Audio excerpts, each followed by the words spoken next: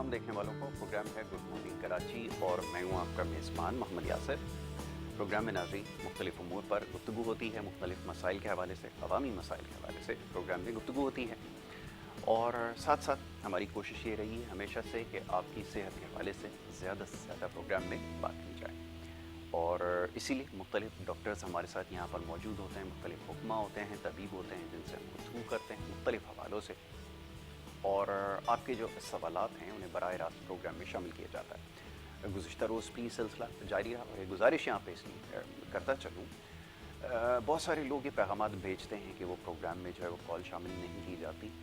तो जनाब मसला ये होता है कि जब हम एक लाइन हमारे पास होती है, जब हम उसको खोलते हैं कॉल्स के लिए आपके, बहुत सारे लोग एक वक्त में कॉल करते हैं, तो बाज़ औक़ात ऐसा होता है कि आपकी कॉल प्रोग्राम में नहीं कनेक्ट हो पाती। ये समझ लीजिए कि अक्सर ये शिकायत की जाती है कि हम काफ़ी देर से कर रहे हैं, प्रोग्राम में कॉल नहीं मिलती। तो आपने ट्राई करना है क्योंकि एक लाइन होती है और जैसे मैं बार बार ये बात दोहराता हूँ कि फिर बहुत सारे लोग एक वक्त में कॉल करते हैं, तो फिर प्रोग्राम में जो है वो रब्ता इतना आसान नहीं होता।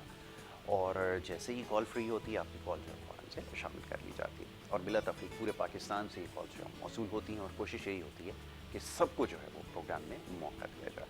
तो एक चीज़ की जो ये बात करना है इसके ऊपर ज़रूरी थी क्योंकि बहुत सारी शिकायत इस हवाले से मौसूल होती हैं।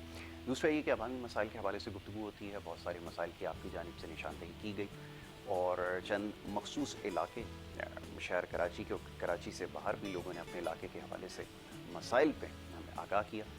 ये बहुत अच्छी चीज़ है। हमारी कोशिश ये होती है कि अगर प्रोग्राम में इसके ऊपर बात ना भी की जा सके तो अपनी न्यूज़ टीम को वहाँ पर भेजा जाए और देखा जाए वहाँ की क्या मसाइल हैं। तो यही हमारी कोशिश हमेशा से रही है। आज भी मुख्तलिफ उमूर पर प्रोग्राम में गुफ्तगू होगी और जुमे के हवाले से ख़ास तौर पे जो सैयदुल अय्याम जिसको कहा गया, उनके दिनों का सरदार, सबसे अफजल आज का दिन है हफ्ते के दिनों में, इसकी हवाले से इसकी अहमियत और फजीलत के ऊपर गुफ्तगू आज प्रोग्राम में की जाएगी। आज बड़े ख़ास मेहमान स्टूडियोज़ में तशरीफ़ फरमाएँ और इसके अलावा एक प्रोसेस सेफ्टी के हवाले से आज एक अवेयरनेस प्रोग्राम भी हमने रखा है। इसके ऊपर आज बात करनी ज़रूरी है। ये क्या चीज़ है ये आपको समझाएंगे। ये सबसे पहले मोअज़्ज़ज़ मेहमान जो स्टूडियोज़ में तशरीफ़ फरमाएँ उन्हें मैं खुशामदीद कहूँगा। सबसे पहले हमारे मोअज़्ज़ज़ मेहमान पीर फरासत अली कादरी साहब तशरीफ़ फरमाएँ, उन्हें मैं खुशामदीद कहूँगा। बहुत शुक्रिया, बड़ी नवाजिश पीर साहब प्रोग्राम में हमें वक्त देने के लिए। दूसरे एक और हमारे बड़े ख़ास मेहमान हैं, उन्हें भी मैं इस नशिस्त में खुशामदीद कहूँगा, मिर्ज़ा नूर मोहम्मद साहब, उनको भी वेलकम करूँगा। Sir thank you so very much, बहुत शुक्रिया। प्रोसेस सेफ्टी के हवाले से बड़ी ख्वाहिश थी कि जाना जाए ये है क्या और आगाह किया जाए लोगों को। पाकिस्तान में बहुत सारे लोग इन तमाम चीज़ों से नावाकिफ़ हैं, तो आज उनकी आगाही पे थोड़ा सा काम किया जाएगा, उनको थोड़ा सा इस बारे में बताया जाएगा। सबसे पहले गुफ्तगू का आगाज़ पीर साहब आज के दिन की अहमियत के हवाले से मैं चाहूँगा इब्तिदा में थोड़ी सी गुफ्तगू हो जाए। सैयदुल अय्याम इसको कहा गया है, अहमियत इसकी बहुत ज़्यादा है। हम शायद बहुत सारी चीज़ों से नावाकिफ़ हैं तो इसकी अहमियत भी शायद भूल बैठे हैं। मैं चाहूँगा इसके ऊपर थोड़ी गुफ्तगू की जाए। जी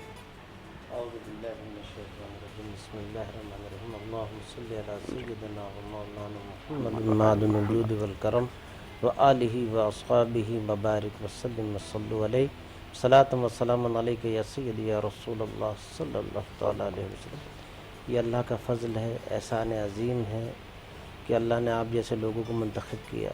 मैं पूरी K21 टीम को मुबारकबाद देता हूँ। अल्लाह इसको सदा शाद आबाद रखे कि आप ऐसे हर टॉपिक पे आप प्रोग्राम करते हैं, चाहे कोई भी महीना हो, लेकिन आपकी काविशें जारी रहती हैं और ये दुनिया के लिए एक बड़ा अच्छा पैगाम है। क्योंकि मीडिया का दौर है तो आप लोग कोशिश करते हैं कि आवाज़ हर जगह पहुंचनी चाहिए। ऐसा ही, बिल्कुल यही कोशिश। तो जैसे आपने फरमाया कि जुमे के हवाले से कि जुमा जो है तमाम दिनों का सरदार कहा गया है, सैयदुल अय्याम है। हज़रत अबू हुरैरा रज़ियल्लाहु ताला अन्हु इरशाद फरमाते हैं कि हुज़ूर नबी करीम सल्लल्लाहु ताला अलैहि वसल्लम से मैंने सुना है कि आपने जुमे के बारे में फरमाया कि जुम्मा वो दिन है कि 7 दिन तो बहुत अफजल हैं, लेकिन उन सब दिनों में सबसे ज़्यादा अफजल जुमे को करार दिया गया है। और इसकी अहमियत सबसे बड़ी ये है कि हज़रत आदम अलैहिस्सलाम की मिट्टी इसी दिन जमा की गई, तमाम मखलूक जो है इस दिन बनाई गई, तहकीक किया गया। दूसरी चीज़ ये कि जब आपको जन्नत से निकाला गया इसी दिन, जन्नत में दाखिल किया गया इसी दिन, तो इसलिए इस जुमे की बड़ी बरकत है। और जुमे के बारे में यहाँ तक आता है कि अल्लाह तबारक व तआला ने ख़ुद कुरान मजीद फ़ुरक़ान हमीद में सूरह जुमा नाजिल की। आयत नंबर 9 में ख़ुद अल्लाह ताला फरमाता है, ईमान वालो जब तुम जुमे की अज़ान सुनो تو اپنے کاروباروں کو چھوڑ دو، مسجد کی طرف دوڑ جاؤ، دوڑ جاؤ۔ کیونکہ یہ تمہارے حق میں بہتر ہے۔ بالکل ایسے تو جمعے کی بڑی برکتیں ہیں۔ جی اچھا، اس کی برکتیں اتنی افضل رکھیں کہ جمعے کو عید کا دن قرار دیا گیا ہے، بالکل ایسے کیونکہ اس میں بے شمار حکمتیں اللہ تبارک و تعالی نے رکھی ہیں کہ جب جمعے کی رات آتی ہے تو اللہ تعالیٰ جہنم کے تمام دروازوں کو بند کر دیتا ہے اور اس کی آگ کو ٹھنڈا کر دیتا ہے۔ سبحان اللہ، سبحان اس دن جس کی موت ہوتی ہے وہ شہید کا درجہ رکھتا ہے۔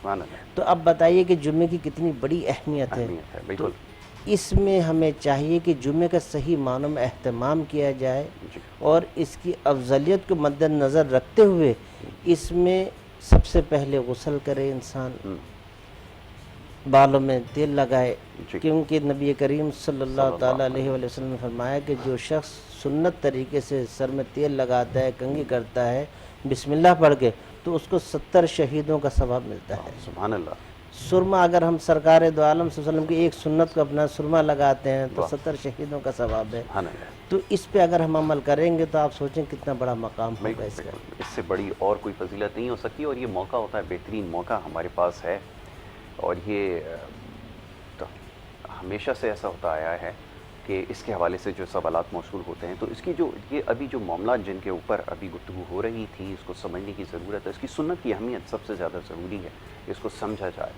اور جیسے ابھی ثواب کا جو درجہ ہے وہ بھی یہاں پہ فراست علی قادری صاحب نے بیان کیا، تو اس کے اوپر مزید گفتگو آگے کریں گے۔ ذرا مرزا نور محمد صاحب کی طرف آؤں گا۔ مرزا صاحب یہ فرمائیے گا، یہ پروسیس سیفٹی جو ہے وہ کیا ہے؟ کیونکہ آپ اس کے اوپر کام کر رہے ہیں، پاکستان سے باہر مقیم رہے، اس پہ آپ نے ٹریننگ دی ہے لوگوں کو، پاکستان میں شاید اس سے لوگ زیادہ اتنے واقف نہیں ہیں۔ میں چاہوں گا آغاز میں تھوڑا یہ پروسیس سیفٹی کے بارے میں ہمیں سمجھائیے کہ یہ کیا چیز ہے۔ جناب، سب سے پہلے تو بہت بہت شکریہ کہ اس اہم موضوع پہ بات کرنے کا موقع ملا۔ بیسیکلی یہ انڈسٹری سے ریلیٹڈ جی وہ سیفٹی کا نظام ہے جی جو اس کو انڈسٹری کو بڑے حادثات سے بچاتا ہے۔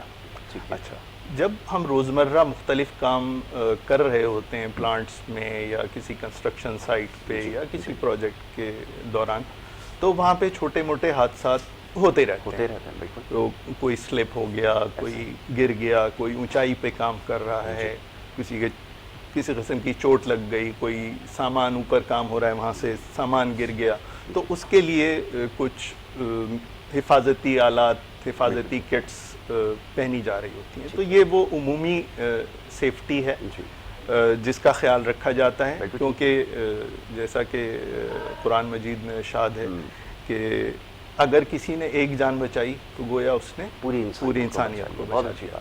تو اس حوالے سے یہ بہت اہم ہے۔ تو جو اگر چھوٹے حادثات ہوتے ہیں ان کی بھی وہی اہمیت ہے جس طرح سے ایک جان کی اہمیت ہے، اور اسی طرح سے اگر کوئی ایسا حادثے کا امکان ہے کہ جس میں کیٹاسٹرافی ہو یا جس میں اکٹھی بہت ساری جانے جانے کا امکان ہو، تو اس کی اہمیت اور زیادہ ہو جاتی ہے۔ بالکل ٹھیک ہے۔ تو پروسیس سیفٹی اس طرح کے حادثات سے تعلق رکھتی ہے کہ جس میں کوئی فائر ہو سکتی ہے، کوئی ایکسپلوژن ہو سکتا ہے، اور جب فائر ایکسپلوژن کسی انڈسٹری میں ہوتا ہے، کسی ایسے ماحول میں ہوتا ہے کہ جہاں پہ اور دیگر سراؤنڈنگس میں خطرناک کیمیائی گیسیں ہیں اور آپ کے مختلف وہاں پہ کیمیکلز ہو سکتے ہیں، مٹیریلز ہو سکتے ہیں، تو وہاں پہ وہ بڑھ جاتا ہے بہت۔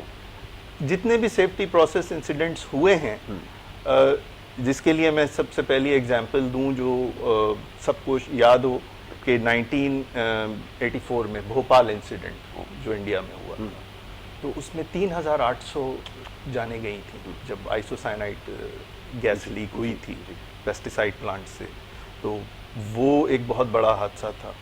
پھر 1988 میں نارتھ سی میں یو کے سے نزدیک، وہاں پہ ایک پائپر الفا جو ایک رگ تھی آئل اینڈ گیس کی، وہاں حادثہ ہوا تھا، تو 167 جانیں گئی تھیں۔ تو یہ تو وہ دو میجر حادثات میں نے بتائے کہ جو پروسیس سیفٹی سے ریلیٹڈ تھے، بالکل ٹھیک ہے، اور اس میں ایک بڑے تعداد میں جانے گئی۔ بالکل ٹھیک ہے۔ اچھا، اب ہمارے یہاں کیونکہ بہت ساری ایس او پیز کا خیال نہیں رکھا جاتا ہے، جب کوئی بلڈنگ بھی تعمیر کی جاتی ہے تو اس کے لیے میک شور کرنا ضروری ہوتا ہے یہ میں پاکستان کی بات نہیں کر رہا، پاکستان سے باہر اس چیز کو ہمیشہ سے میک شور کیا جاتا ہے کہ فائر الارم ہو.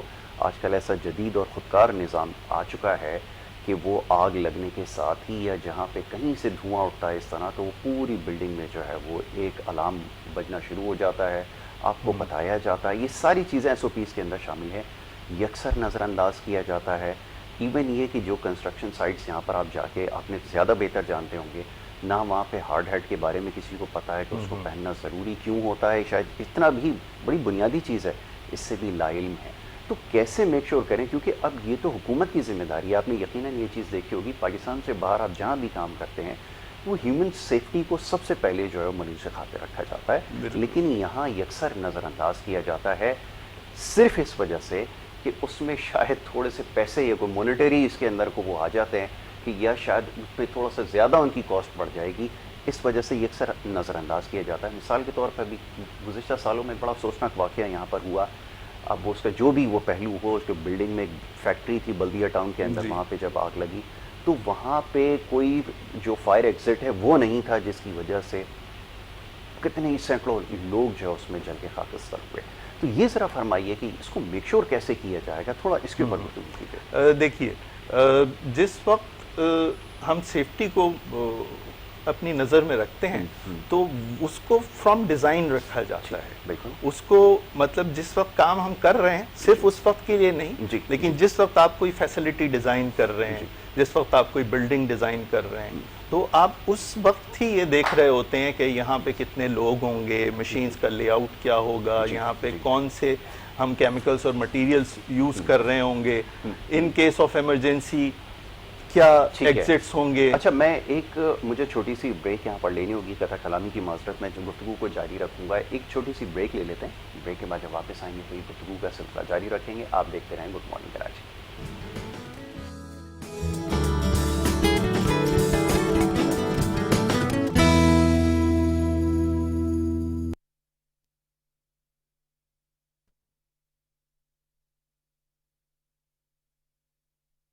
آیا دیکھو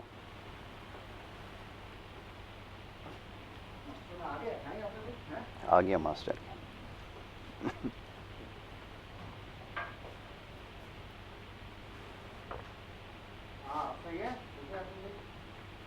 دیکھو آیا ہیڈ روم دیں صحیح.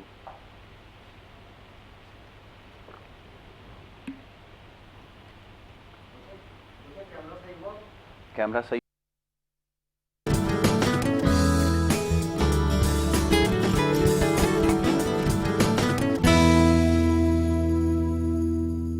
پروگرام میں آپ کو ایک دفعہ پھر خوش آمدید کہیں گے. بریک پہ جانے سے پہلے گفتگو جاری تھی، بات ہو رہی تھی کچھ پروسیس سیفٹی کے حوالے سے، اور یوم جمعہ کے حوالے سے بھی پروگرام میں گفتگو ہو رہی ہے. معزز مہمان تشریف فرما ہے مرزا نور محمد صاحب، ان سے ہماری گفتگو ہو رہی تھی پروسیس سیفٹی کے حوالے سے.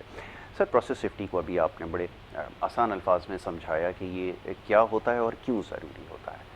اب ذرا ہمارے پاس دیکھتے ہیں ہمارے پاس کیا صورتحال ہے. جیسے بھی ہم کچھ دیر پہلے بھی یہ بات کر رہے تھے کہ تمام چیزوں سے لوگ ناواقف ہیں، اور چند پیسے بچانے کے لیے میرا خیال یہ ہے کہ وہ ساری چیزیں کی جاتی ہیں کہ شاید ان کو نہیں بتایا جاتا کہ کیا ایس او پیز ہوتے ہیں. ایس او پیز آج کل لوگوں کو سمجھ میں آنا تھوڑا شروع ہو گیا ہے کرونا کی وجہ سے. وہ سمجھتے ہیں کہ شاید یہ ایس او پیز میں ماسک پہننا اور یہ چیز شامل ہوتی ہے، لیکن ہر چیز کے ایس او پیز ہوتے ہیں کہ اس کا آپریٹنگ پروسیجر ہوتا ہے. تو وہ آپ کو بتائیں. میں چاہوں گا اس کے حوالے سے ذرا بات کی جائے کہ ہمارے یہاں اس کے اوپر کتنی ضرورت ہے کام کرنے کی، اس پہ گفتگو کی جائے. جی دیکھیے جب بھی ہمیں عمومی سیفٹی کو لے لیں جی یا ہم پروسیس سیفٹی کو لے لیں، جی اس میں سب سے پہلی جو چیز ہوتی ہے، جیسا آپ نے ابھی اس پہ روشنی بھی ڈالی، کہ ہمیں ہیزرڈس کو آئیڈینٹیفائی کرنے یا رسک اسسمنٹ کرنے. بالکل ٹھیک ہے کہ یہاں پہ کیا خطرات ہو سکتے ہیں، ٹھیک ہے.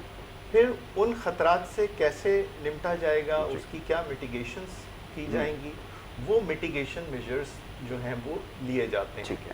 کچھ ٹیمپرری نیچر کے ہوتے ہیں، کچھ پرماننٹ نیچر کے ہوتے ہیں، تاکہ ہم اس کو سرے سے ہی اس خطرے کو ایلیمینیٹ کر دیں، وہاں سے ہٹا دیں.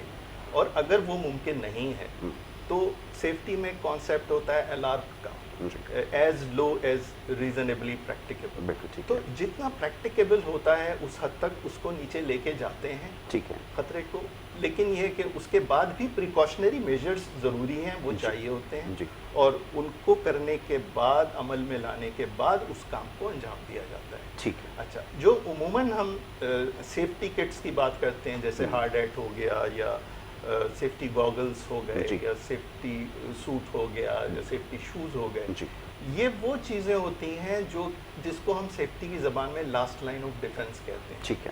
یعنی یہ اس وقت انسان تک خطرہ بالکل پہنچنے والا ہوتا ہے, تو وہ اس کو اس وقت بچاتے ہیں. ٹھیک ہے. جبکہ ہماری ضرورت اس بات کی ہوتی ہے کہ جیسا میں پہلے بھی کہہ رہا تھا کہ ہم ڈیزائن سے ہی سیفٹی کو دیکھتے ہیں کہ سیف ڈیزائن ہونا چاہیے. پھر جو نظام جس کے تحت ہم اس فیسلٹی کو مینیج کر رہے ہیں, اس نظام کے اندر یہ اس بات کا پورا بندوبست ہونا چاہیے کہ کس طرح سے اس کو سیف رکھا جائے گا.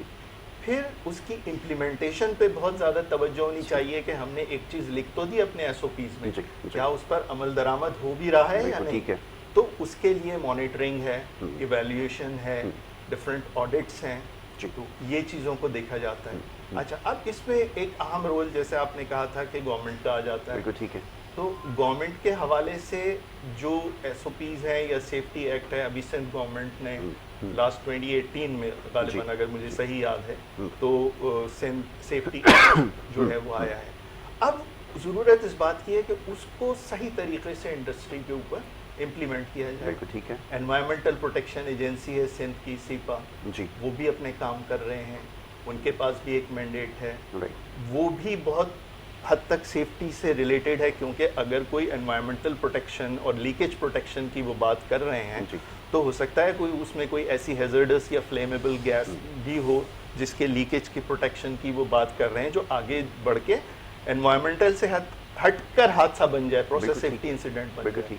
تو ضرورت اس بات کی ہے کہ جو بھی قوانین ہمارے یہاں اس کے لیے بن گئے ہیں یا مزید قوانین بننے کی ضرورت ہے, اس کی امپلیمنٹیشن پہ بہت توجہ. بالکل ٹھیک ہے. تھوڑا سا ہوم ورک کی ضرورت ہے. آپ کی بات سے مجھے یاد آیا, ایک جاپان کے اندر فوکوشیما ایک پاور پلانٹ تھا, وہ نیوکلیئر پلانٹ تھا. جب وہاں پر یہ ایک سونامی آیا تو اس کے بعد وہاں پر جو ہے وہ خطرات بڑھ گئے تھے. پھر وہاں سے لوگوں کو سیفلی ایگزٹ کرنا اور یہ ساری چیزیں, اور وہاں پہ جب وہ ہوا تھا تو ریڈیشن کیونکہ بہت زیادہ ہوتی ہے, اس کے خارج ہونے کے امکانات بہت بڑھ گئے تھے. تو وہاں پہ کیونکہ پہلے سے ایک نظام موجود تھا تو اس کو انہوں نے سیف کیا, سیکیور کیا.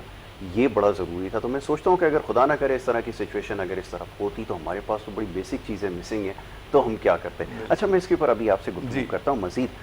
میں پھر صاحب آپ کی طرف آتا ہوں. ذرا آج جمعے کی فضیلت کے حوالے سے بات ہو رہی تھی. آپ نے کہا کہ ان تمام چیزوں کا اہتمام ضروری ہے, خاص طور پہ یوم جمعہ کو جو ہے وہ عید کا دن سے جو ہے وہ تعبیر کیا گیا ہے. یہ فرمائیے کہ اس کے اندر اور کیا کیا ایسے اعمال ہیں, کون کون سی ایسی چیزیں ہیں جن کو اختیار کرنے کی ضرورت ہے, جس سے جو ہے وہ آج فائدہ اس دن سے جو ہے وہ اٹھایا جا سکے. میں چاہوں گا اس پہ تھوڑی گفتگو کی جائے. جی دیکھیں, اس میں سب سے پہلی چیز تو یہ ہے کہ انسان جمعے کی جیسے پہلی اذان ہو تو کوشش یہ کرے کہ فل اہتمام کے ساتھ وہ مسجد چلا جائے. بالکل ٹھیک ہے.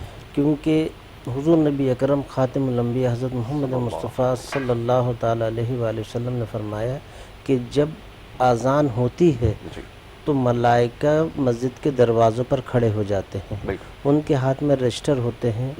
جو شخص پہلا داخل ہوتا ہے تو اس کو اونٹ کی قربانی کا ثواب عطا کیا جاتا ہے, جو اس کے بعد آتا ہے اس کو گائے کا, پھر اسی طرح بچھڑے کا. تو اس طرح وہ ثواب کم ہوتا چلا جاتا ہے. جب خطبہ شروع ہوتا ہے, اس کی اذان دی جاتی ہے, تو ملائکت تمام رجسٹر بند کر کے مسجد کے اندر جماعت میں شامل ہو جاتے ہیں.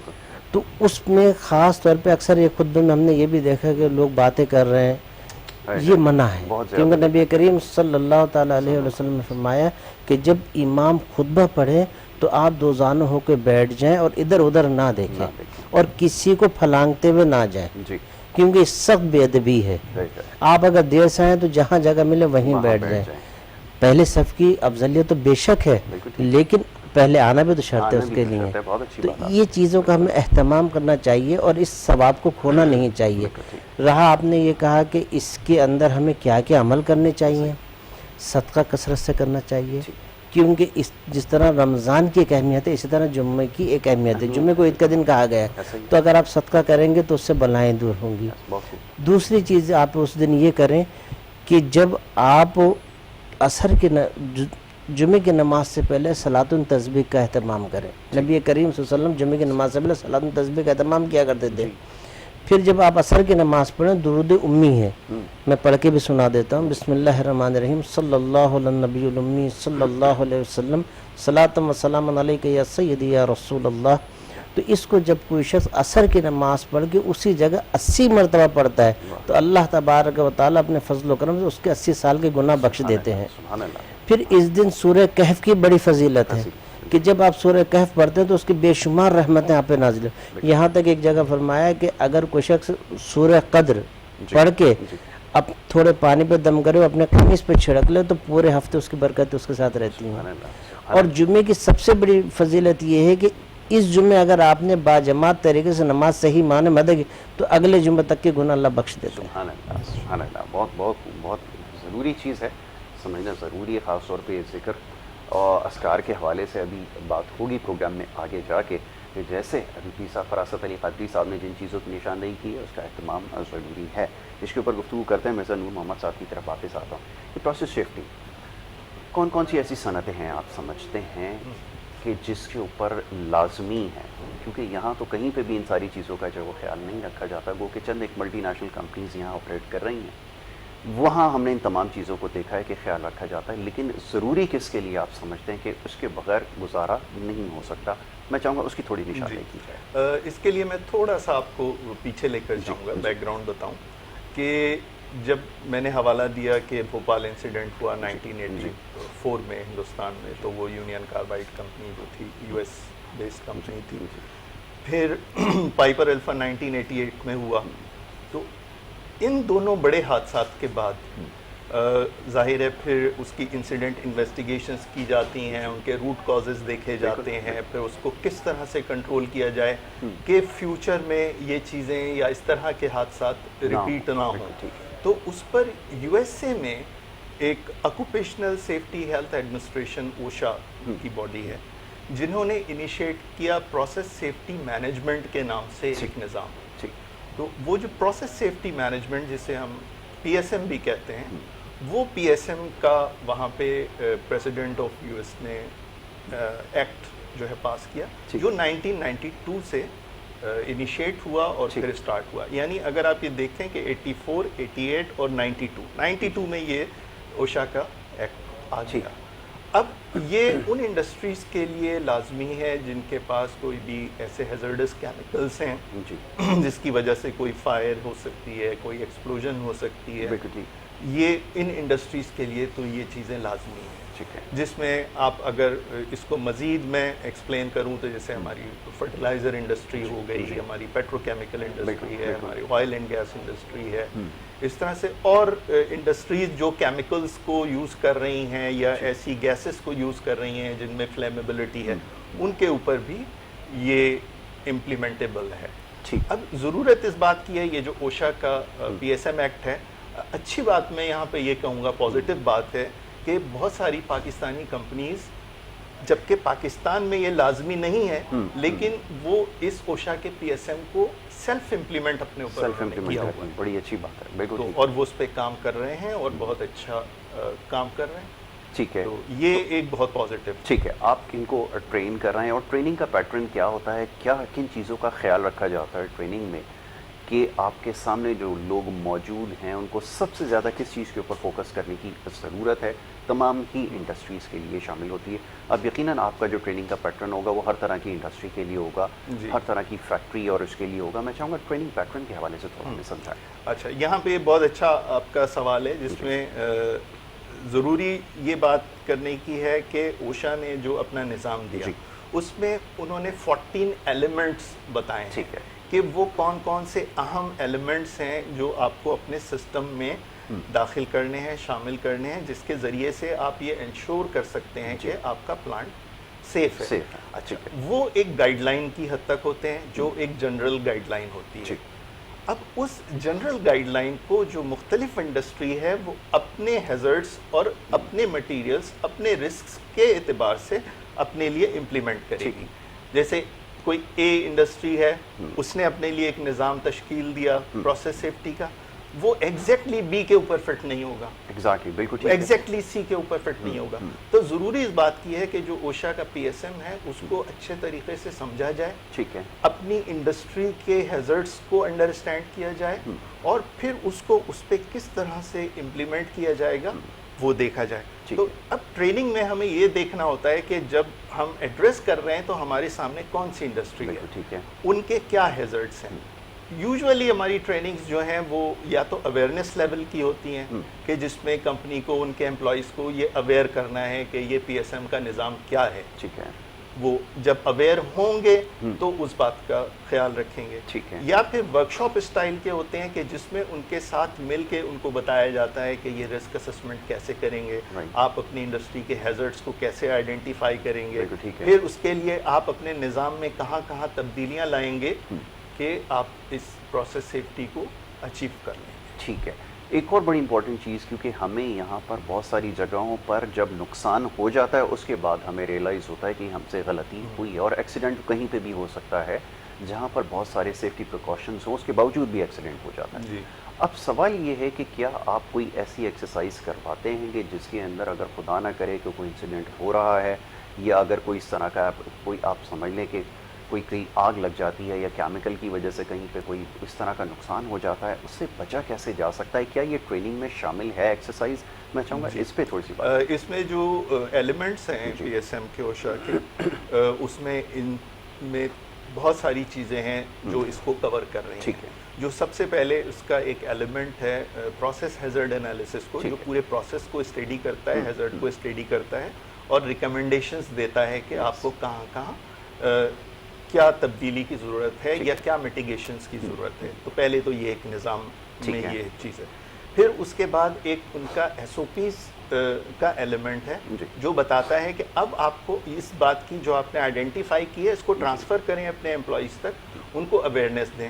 ایس او پیز ہیں, ایس ایم پیز ہیں, یعنی مینٹیننس پروسیجرز کر رہے ہوں گے تو آپ کس طرح سے کریں گے, آپریٹ کر رہے ہوں گے تو کس طرح سے کریں گے. اچھا, پھر ایک نظام کے اندر ہی ہے کہ آپ ان کی ڈرلز کرتے ہیں. آپ ان سیفٹی کی ڈرلز کرتے ہیں تاکہ آپ یہ دیکھ سکیں کہ کوئی سینیریو آپ نے لے لیا اور اس سینیریو کو کریٹ کر کے آپ نے ایمرجنسی سائرن, ایمرجنسی الارم کیا, اور لوگ جو ہیں اپنے جو بھی ان کو ایس او پیز بتائے گئے ہیں کہ in case of siren, in case of emergency آپ کو کیا کرنا ہے, وہ سب اس طرح سے ایکٹیویٹ ہو جاتا ہے پورا نظام. ایمبولینس اپنی جگہ سے چلے گی, جو ایمرجنسی ریسپانس ٹیم ہے وہ اپنی جگہ سے چلے گی, جو سائٹ بتائی گئی ہے وہ وہاں پہنچیں گے, جو لوگ اپنے اندر آفیسز میں بیٹھے ہوئے ہیں ان کو جو بتایا گیا ہے کہ ٹائپ آف سائرن کو سن کے آپ کو کس سیف اسمبلی پوائنٹ پہ جمع ہونا ہے, وہ سب جمع ہو جائیں گے وہاں پہ. پھر ان کا ہیڈ کاؤنٹ ہوگا اور دیکھا جائے گا کہ تمام لوگ وہاں پہ پہنچے ہیں یا نہیں پہنچے. جو انسیڈنٹ کمانڈر ہوتا ہے وہ اس کو انشور کرتا ہے. پھر پلانٹ میں مختلف اسکیٹرڈ جگہوں پہ لوگ ہوتے ہیں, پھر وہ کمیونیکیٹ کرتے ہیں سب سے رابطہ. تو ہیڈ کاؤنٹ اس میں بہت امپورٹنٹ ہوتا ہے, اور جو ڈمی وکٹم کریٹ کیا ہوتا ہے یا کوئی ڈمی فائر ہوتی ہے وہ اس کو بجھائیں گے, وہ اس وکٹم کو ایمبولینس میں ڈالیں گے, لے کر آئیں گے کلینک تک, کیونکہ پہلی ایمرجنسی ٹریٹمنٹ کمپنی کی کلینک میں. تو یہ سینیریو کریٹ کر کے ڈرلز کی جا رہی ہوتی ہے. تو ان ڈرلز کے ذریعے سے اپنی ریڈینس کو دیکھا جاتا ہے کہ ہم کتنے تیار ہیں, ٹھیک ہے, اور ہم کسی حادثے کی صورت میں پھر اس میں کریٹک بھی ہوتا ہے. ایک آبزرور ہوتا ہے جو اس پورے سسٹم کو, اس ڈرل کو دیکھ رہا ہوتا ہے, اور after the end of drill وہ کہتا ہے کہ اتنا ہمارا ریسپانس ٹائم ہونا چاہیے تھا, اس میں تھوڑی سی کمی ہے. بالکل ٹھیک ہے, تو بڑی زبردست چیز ہے جی. صاحب یوم جمعہ کے حوالے سے بھی جیسے کچھ دیر پہلے بھی گفتگو ہو رہی تھی, ذکر اور اذکار کے حوالے سے بات ہو رہی تھی. میں چاہوں گا اس کی نشاندہی ضرور ہو, اور خاص طور پہ استغفار کی اہمیت پہ آپ نے ایک بڑا زبردست پروگرام ہمارے ساتھ کیا تھا, مجھے آج وہ یاد آتا ہے. تو میں چاہوں گا اس کے اوپر تھوڑی سی گفتگو کی جائے. جی بسم اللہ الرحمن الرحیم. استغفار کا جہاں تک تعلق ہے تو یہ تو وہ پیارا عمل ہے کہ سب سے پہلے تو حضرت آدم علیہ السلام نے استغفار کی, صرف ایک گندم کھائی, جنت سے نکالا, 300 برس آپ توبہ کرتے رہے. اور یہاں میں ایک بڑا نقطہ پیارا آپ کو بتاؤں گا کہ جو ہمارے ناظرین کو سمجھ میں آ جائے کہ سرکار دو عالم نور مجسم حضرت محمد مصطفیٰ صلی اللہ علیہ وسلم کی ذات اقدس کیا ہے. 300 برس روتے رہے, آپ کہتے رہے کہ اللہ مجھے معاف کر دے, یا اللہ میں نے اپنے نفس و ظلم کیا ہے, معافی کی کوئی صورت نہ نکلی. 300 برس، یہاں تک کہ دریا بہنے لگا آپ کے آنسوؤں سے. 300 برس بعد خیال آیا کہ میں نے جنت میں یا اللہ تیرے نام کے ساتھ ایک نام دیکھا تھا، اس نام کے صدقے میں مجھے بخش دے. تو جب یہ خیال آیا تو فوری اللہ تبارک و تعالیٰ نے آپ کی توبہ کو قبول فرما لیا. پتہ چلا توبہ کے لیے شرط یہ ہے کہ عشق محمدی صلی اللہ علیہ وسلم ہونا شرط ہے. جب آپ، اور حدیث مبارکہ بھی ہے، نبی کریم صلی اللہ تعالیٰ علیہ وسلم نے خود ارشاد فرمایا کہ جب اپنے نفس پر ظلم کر لو تو میرے محبوب کی بارگاہ میں آ جاؤ. جب تم میرے محبوب کی بارگاہ میں آؤ گے تو مجھے تواب الرحیم پاؤ گے. جب وہ تمہاری سفارش کریں گے، ایک صحابی تھے، انہوں نے اپنے ہاتھوں سے 70 لڑکیوں کو زندہ درگور کیا تھا. جب اپنی بچی کو درگور کرنے جا رہے تھے تو وہ بچی آپ کے ماتھے سے مٹی ہٹا رہی تھی راستے میں، کہتا بجن کہیں آپ کو تکلیف نہ ہو، اپنا دوپٹہ ڈھانک دیا ہے. اس لڑکیوں کو بھی انہوں نے زندہ درگور کر دیا. جب سرکار دو عالم صلی اللہ تعالیٰ علیہ وآلہ وسلم کی خدمت میں حاضر ہوا کہ رسول اللہ مجھ سے ایسا گناہ گار کوئی نہیں ہے، کیا آپ کے رب مجھے بخش دے گا؟ میں تو اتنا ظالم ہوں، کوئی گنجائش ہے دین میں میرے لیے؟ تو نبی کریم صلی اللہ علیہ وسلم زار و قطار رونے لگے اس کی یہ سن کے کہ تو نے اپنی لڑکیوں کو بھی زندہ اس طرح درگور کیا. تو اس پر جبریل امین تشریف لائے کہ اللہ کے نبی صلی اللہ علیہ وسلم، اللہ تعالیٰ آپ کو سلام عرض کرتا ہے اور آپ اس شخص سے کہہ دیں اے صحابی، تو نے بے شک اگر 70,000 لڑکیوں کو بھی زندہ درگور کیا ہوتا ہے، چونکہ تو میرے محبوب کی بارگاہ میں آ گیا ہے، اگر میرا محبوب تیری سفارش کر دے گا تو مجھے تواب الرحیم پائے گا. تو بات یہ ہے کہ جب انسان توبہ سچے دل سے کرتا ہے، حضور نبی اکرم صلی اللہ علیہ وسلم کو وسیلہ بناتا ہے تو اور آپ اس کی سفارش کرتے ہیں تو توبہ قبول ہو جاتی ہے. قبولیت کا شرف اس کو حاصل. اور اس کا ایک آسان طریقہ یہ ہے کہ جب آپ توبہ کریں سب سے پہلے 2 رکعت نماز نفل پڑھیں، بالکل ٹھیک ہے، پھر رب کی حمد و ثنا بیان کریں، اور پھر اس کے بعد نبی کریم صلی اللہ علیہ وسلم پر درود و سلام پڑھیں، اور پھر رب سرکار دو عالم صلی اللہ علیہ وسلم کے وسیلے سے، جلیلہ سے، اہل بیت کے وسیلے سے پھر اپنے لیے دعا کریں، تو پھر اللہ تعالیٰ اس توبہ کو رد نہیں کرتا. کیا جا سکتا. بہت بہت خوبصورت بات ہے. اس کو قبولیت کا شرف جو ہے وہ ضرور حاصل ہوگا اور طریقہ اس کا جو ہے وہ بیان کر دیا گیا. اچھا، آج کے دن کے حوالے سے جیسا بھی گفتگو ہو رہی ہے تو آپ نے صدقات کا ذکر کیا. وہ صدقات کا خیال آتے ہی عموماً سوال یہ ہوتا ہے کہ جناب شاید کوئی بکرا ذبح کرنا شاید صدقے کا نام ہے. اس میں بڑی کنفیوژن پائی جاتی ہے. اس کے حوالے سے رمضان مبارک میں بڑے سوالات موصول ہو رہے تھے. اچھا، بریک کے لیے کہا جا رہا ہے. ایک چھوٹی سی بریک لے لوں آپ کی اجازت سے، اور اس کے بعد یہ گفتگو جاری رہے گی. صدقات کی اہمیت کے حوالے سے مختصر گفتگو کریں گے کیونکہ وقت ہمارے پاس تھوڑا محدود ہے. ایک چھوٹی سی بریک لے رہے ہیں، واپس آئیں گے. آپ دیکھتے رہیں گڈ مارننگ کراچی.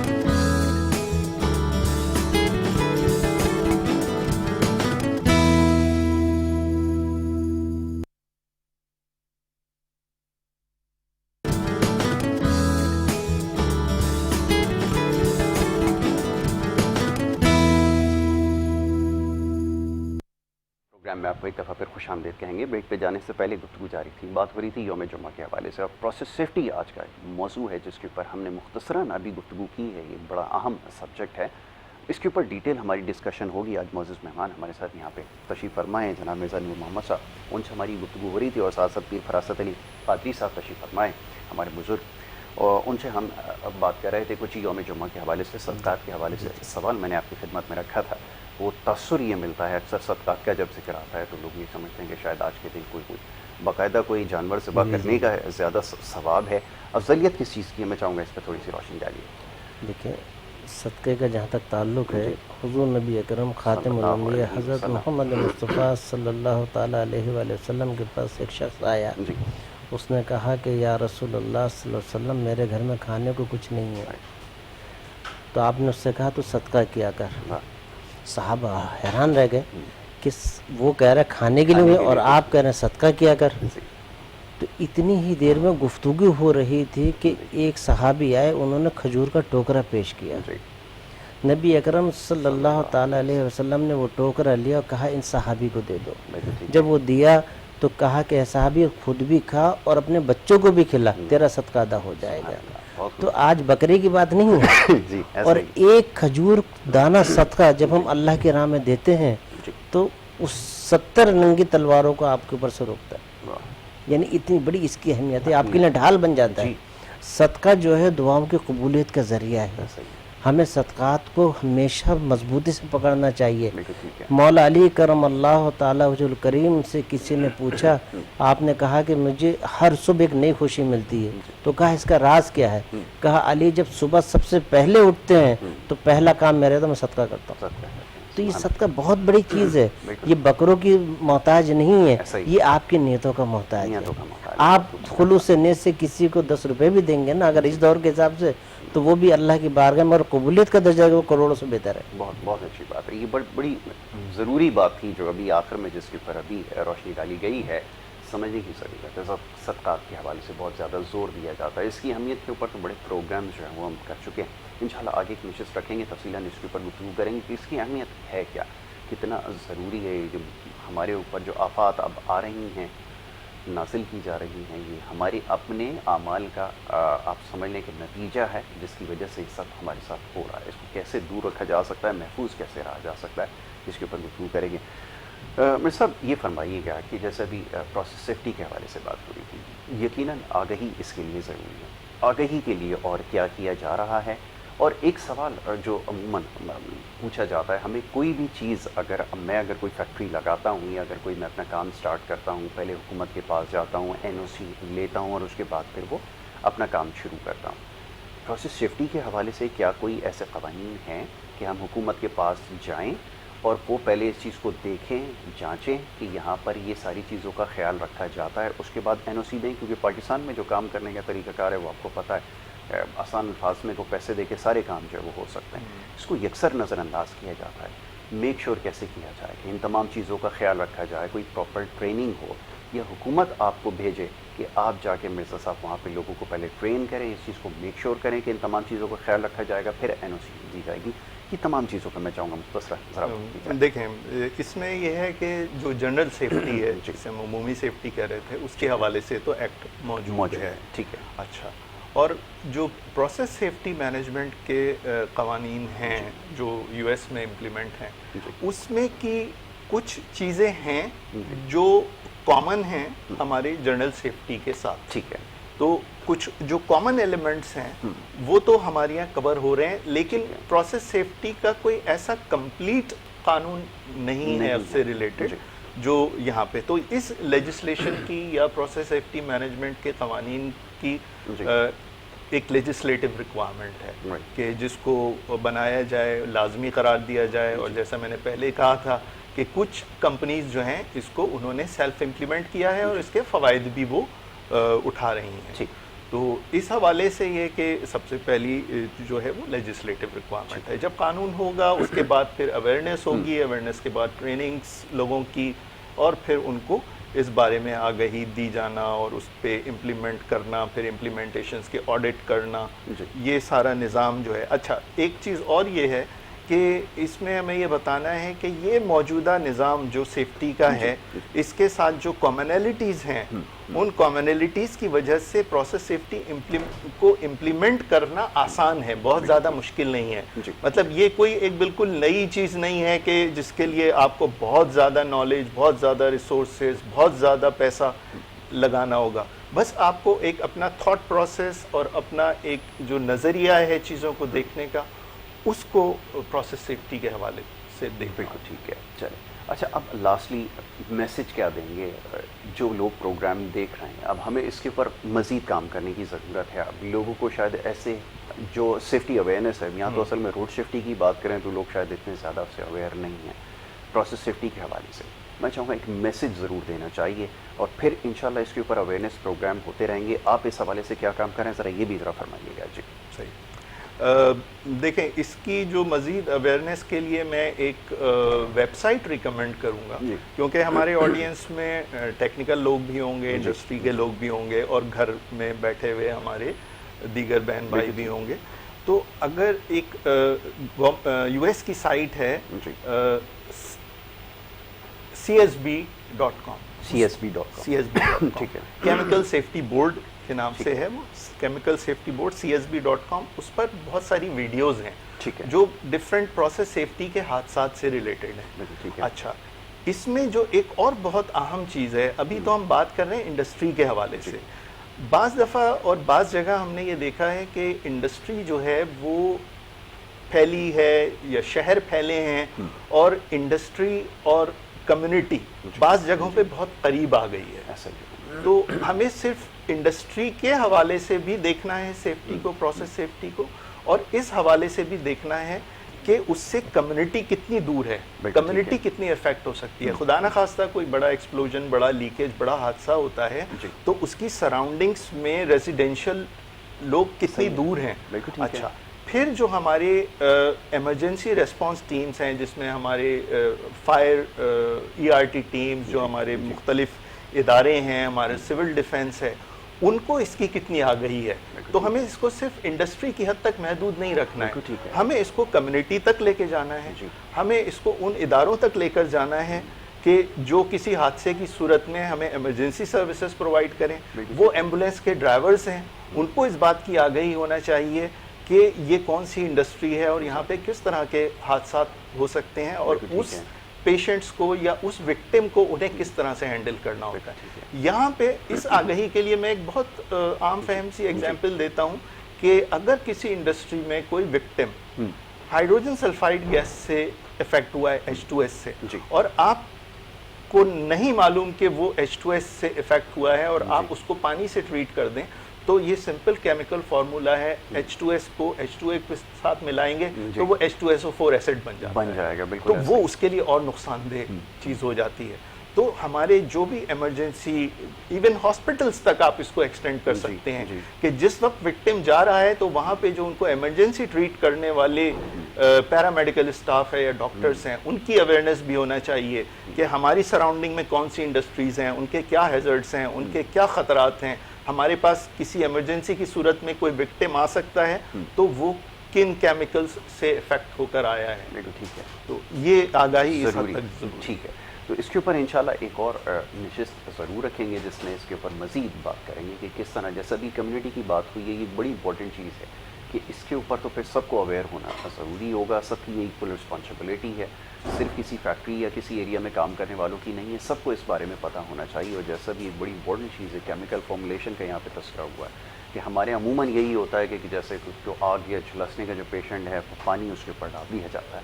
ان ساری چیزوں کا ہم نے جو وہ خیال رکھنا ہے. پھر صاحب آپ کی طرف میں آؤں گا, اور جیسے یوم جمعہ کے حوالے سے بھی آپ بات ہو رہی تھی, چند چیزوں کا آپ نے یہاں پہ نشاندہی کی ہے.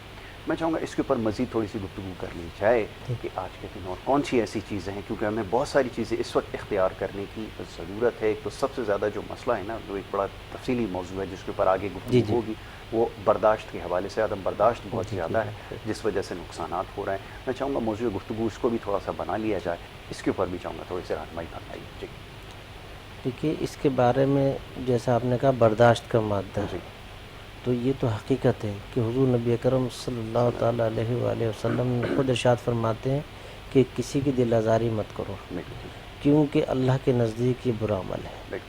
اس کے لیے ہمیں سب سے آسان طریقہ یہ اپنانا چاہیے کہ ہم نماز کی پابندی کریں, پنجگانہ, اچھے لوگ میں بیٹھیں, اچھی صحبت اختیار کریں, تو یقیناً ہمارے اندر سے یہ تنگ نظری دور ہو جائے گی. کیونکہ ایک یتیم بچہ, نبی کریم صلی اللہ علیہ وسلم نے جب اس ایک صحابی آئے, انہوں نے کہا یا رسول اللہ علیہ وسلم میرا بچہ کھو گیا ہے, تو دوسرے صحابی نے کہا وہ فلاں جگہ کھیل رہا ہے. جب وہ جانے لگے تو ان سے کہا کہ دیکھو اس بچے کا نام لے کے نہیں پکارنا, ہو سکتا ہے اس میں کوئی یتیم بچہ ہو, اس کی دل آزاری ہو کہ اس کا تو باپ ہے میرا باپ نہیں ہے. تو ہمارا دین تو اس حد تک ہمیں یہ سکھا رہا ہے کہ ہمیں کسی کو نظر انداز نہیں کرنا اور تنگ نظر سے پیش نہیں آنا ہے. دوسری چیز یہ, اس دن خاص طور پہ درود پاک کا ورد کیا جائے. اس کے بارے میں ایک واقعہ بتاؤں کہ درود پاک ہے کیا چیز. حضور نبی اکرم خاتم الانبیاء حضرت محمد مصطفیٰ صلی اللہ تعالیٰ علیہ وسلم جنگ کے لیے نکلے اپنے لشکر کے ساتھ. راستے میں ایک جگہ آپ نے قیام فرمایا, صحابہ سے کہا کہ دیکھو ابھی دن کا وقت ہے, یہاں کچھ کھا لو جو کھانا ہے. سب بیٹھ گئے صحابہ. تو ایک صحابی نے کہا رسول اللہ علیہ وسلم صرف روٹی ہے, سالن نہیں ہے. تو اتنی دیر میں جیسے ہی کہا تو ایک شہد کی مکھی بھن بھناتی ہوئی آئی. تو صحابہ نے کہا یا رسول اللہ علیہ وسلم یہ کیوں بھن بھنا رہی ہے؟ کہا یہ کہہ رہی ہے کہ یا رسول اللہ صلی اللہ علیہ وسلم ہم چاہتے ہیں کہ ہم نے فلاں غار کے اندر شہد کا چھتا بنایا ہوا ہے, کسی آج صحابی کو آپ بھیج دیجئے تو ہم وہ شہد وہ لا کے آپ صحابہ میں تقسیم کر دیں. واہ، سبحان اللہ. تو حضرت علی کرم اللہ تعالی وجہ الکریم کو حضور نبی اکرم حضرت محمد مصطفیٰ صلی اللہ علیہ وسلم نے کہا کہ تم یہ جو ہے اس کے پیچھے چلے جاؤ. آپ چلے گئے, وہ شہد لے کر آپ نے تمام صحابہ میں تقسیم کر دیا. جب وہ تقسیم کر دیا سب نے خوب سیر ہو کر کھایا. جب جیسے ہی کھانا ختم ہو مکھی پھر بھنبھناتی ہوئی آ گئی. تو صحابہ کرام رضی اللہ تعالیٰ عنہ نے کہا یا رسول اللہ اب کیا وجہ ہے یہ جو آئی؟ کہا اس سے میں نے ایک سوال کیا تھا کہ پھول تو کڑوے بھی ہوتے ہیں, ترش بھی ہوتے ہیں, یہ بتا یہ مٹھاس کیسے آ جاتی ہے اس میں؟ جب پھول کڑوے ہیں ترش ہیں تو اس میں مٹھاس کیسے آئی؟ تو اس نے کہا کہ یا رسول اللہ صلی اللہ علیہ وسلم ہمارا ایک امیر اور ایک سردار ہے, جب ہم پھولوں سے رس چوستے ہیں تو وہ آپ پر درود و سلام پڑھنا شروع کر دیتے ہیں. جب وہ درود و سلام پڑھتے ہیں ہم بھی درود و سلام پڑھتے ہیں. اس کی برکت سے ہوتا یہ ہے وہ کڑوا رس میٹھا ہو جاتا ہے اور اللہ کے فضل سے وہ شہد بن جاتا ہے, اور شہد ہر بیماری کی شفا ہے. تو جب انسان درود پاک کثرت سے پڑھے گا تو ہوگا یہ کہ اس کے سابقہ گناہ بھی دھل جائے گی. بالکل ٹھیک ہے. تو ہمیں درود پاک آج کے دن کثرت سے اہتمام کرنا چاہیے. خود نبی کریم خاتم الانبیاء حضرت محمد مصطفیٰ صلی اللہ علیہ وسلم ارشاد فرماتے ہیں کہ ہر جمعے اور جمعرات کے رات کو تمہارے درود مجھ پر پیش کیا جاتا ہے اور میں خود سنتا ہوں. تو اس کی افضلیت دیکھیں. اور تمام بڑے بڑے بزرگان دین جو تھے وہ جمعرات کے دن خاص طور پر درود پاک کا اہتمام کیا کرتے تھے. تو ہمیں درود پاک سے غفلت نہیں برتنی, اس سے بڑا کوئی عمل نہیں, اور اس سے بہتر موقع بھی نہیں ہو سکتا. خاص طور پہ جیسے دعا اور اذکار کے حوالے سے بات ہو رہی تھی, آج کا دن نہایت مناسب ہے, اس کے حوالے سے اہتمام کیجیے. اور اگر یہ پروگرام دیکھنے کے بعد موقع مل جائے تو یقیناً اس چیز کی دعا کیجیے کہ دوسروں کو بھی اس کی توفیق ملے. سب سے زیادہ ضروری ہے دعا قبولیت کے حوالے سے. جیسے اکثر یہ سوال پوچھا جاتا ہے, میں بار بار اس کے اوپر بات کرتا ہوں. جمعے کے دن ایک خاص وقت جس کا ذکر ہوا ہے کہ یہاں پہ دعا قبول ہوتی ہے, اس کو قبولیت کا شرف نصیب ہوتا ہے. میں چاہوں گا اس کے بارے میں تھوڑی سی رہنمائی فرمائیے. ٹھیک ہے. حضور نبی اکرم خاتم الانبیاء حضرت محمد مصطفیٰ صلی اللہ تعالیٰ علیہ وآلہ وسلم سے ایک صحابی نے عرض کی کہ یا رسول اللہ صلی اللہ علیہ وسلم یہ بتائیے کہ جمعے کی خاص اہمیت کیا ہے, اس دن کون سی ایسی ساتھ ہے؟ تو اللہ تبارک و تعالیٰ نے آپ نے فرمایا, ارشاد فرمایا کہ وہ مخفی رکھی ہے, لیکن جمعے کے دن تم کوئی ایسی بد کلامی زبان سے نہ نکالو وہی قبولیت کی گھڑی اور تم پر مسلط ہو جائے. تو جمعے کے دن ہمیشہ خیر کی دعائیں کرتے رہنا چاہیے. اور ایک ساتھ لازمی ایسی آتی ہے کہ بندہ جو مانگتا ہے رب اس کو عطا کر دیتا ہے. اس میں یہ نہیں ہوتا وہ دنیا مانگ رہا ہے دین مانگ رہا ہے, جو مانگتا ہے وہ اس ٹائم عطا کرتا ہے, وہ تو کریم ہے. تو ہمیں اس دن خاص طور پہ اپنی زبان کو قابو میں رکھنا ہے, سب سے زیادہ ضروری اچھی گفتگو کرنی ہے اور اچھی نیت رکھنی ہے اور خوب دعاؤں کا اہتمام کیا جائے. تو اس سے بڑا کوئی عمل نہیں ہے, عمل نہیں ہو سکتا. ٹھیک ہے جی, یہ سب سے زیادہ ضروری ہے. جناب یہ آج ہمارا سیگمنٹ تھا. پیر فراست علی قادری صاحب تشریف فرماتے ہیں, ان سے بڑی رہنمائی ہمیں ملی ہے آج کے دن کے حوالے سے. اس کی اہمیت اور فضیلت پہ ہم نے گفتگو کی ہے. ہم بہت شکر گزار ہوں پیر صاحب فراست علی قادری صاحب کا, انہوں نے ہمیں وقت دیا, پروگرام میں ہمارے ساتھ شریک ہوئے. مرزا نور محمد صاحب کا بڑا شکر گزار ہوں کہ آج پروگرام میں ہمارے ساتھ یہاں پہ شریک ہوئے. پروسیس سیفٹی کے حوالے سے آگہی انہوں نے فراہم کی, بہت ساری چیزیں جاننے کا موقع ملا ہے. اور اسی طرح انشاءاللہ آگے بھی پروگرامز ہمارے جاری رہیں گے. آگہی کے حوالے سے خاص طور پہ بہت ساری ایسی چیزیں جس کے اوپر بات کرنی ضروری ہے, اور پروگرام کرنے کا مقصد بھی یہی ہے کہ آپ تک آگہی جو ہے وہ پہنچائی جائے.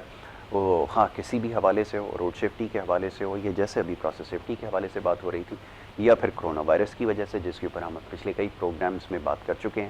ویکسینیشن کے حوالے سے کرونا کے اوپر ہماری خاص کوشش یہ رہی ہے کہ زیادہ سے زیادہ آگہی لوگوں تک پہنچائی جائے کہ کیسے اس سے محفوظ رہنا ہے. بہرحال خطرہ بھی موجود ہے, اور سب سے زیادہ ضروری اس میں ویکسینیشن کا عمل ہے, اس کو مکمل کروانا ضروری ہے.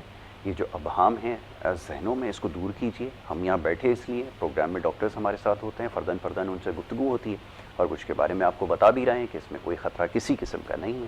خاص طور پہ جو سوشل میڈیا کے اوپر, یہ واٹس ایپ کے اوپر آپ کے جو پیغامات آ رہے ہیں جس میں لوگوں کو گمراہ کیا جا رہا ہے, اس سے بچنے کی ضرورت ہے. اور اگر آپ کے ذہنوں میں سوالات ہیں تو ضرور پوچھیے. اس میں دیگر پروگرامز الیکٹرانک میڈیا کے اوپر بہت سارے ایسے پروگرامز ہیں جس میں اس کی آگہی کے حوالے سے بات ہو رہی ہے, اس کو ہمیشہ خیال رکھیں. میں بہت شکر گزار ایک دفعہ پھر دونوں معزز مہمانوں کا. یہاں پر بریک ہمیں ایک لینی ہوگی, دوسرے سیگمنٹ کی طرف بڑھیں گے, واپس آئیں گے. آپ دیکھتے رہیے پروگرام گڈ مارننگ کراچی.